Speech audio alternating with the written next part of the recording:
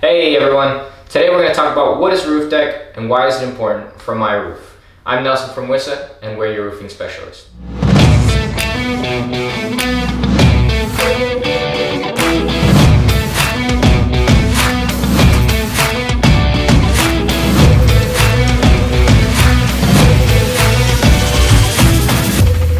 The roof deck is the wooden underlayment under the home's roofing system.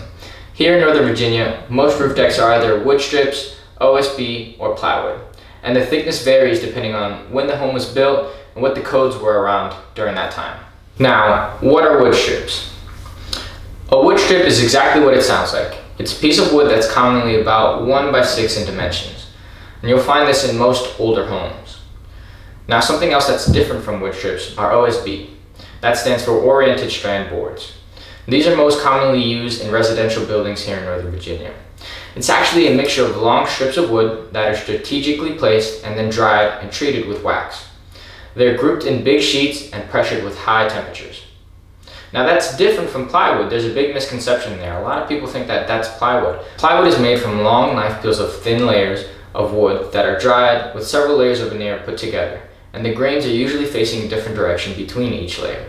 Now the glue is used in between the layers and then they're stacked and heated and pressed to form the panel. Now as mentioned before, the year your home was built is going to determine the type of roof deck that you have as well as the thickness. Now in older homes, the OSB or plywood is about 3/8 of an inch. In the newer homes nowadays, you'll have plywood decks that are 7/16, half an inch, or even 3/4 of an inch. If your roof deck has deck boards that are 3/8 of an inch thick, and you have multiple rod deck boards, instead of replacing it with the same thickness, what we recommend you do is upgrade the entire deck to 7/16 or half an inch. This will make the roof a little bit more structurally sound.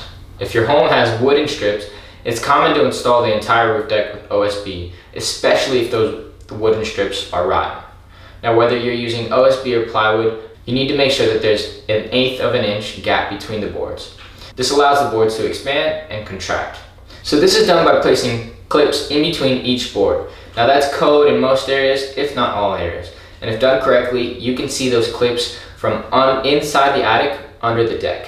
Why are roof decks important? The roof deck is the first step of your roofing system. It's the initial step, and it plays an essential part in having a long-lasting roof.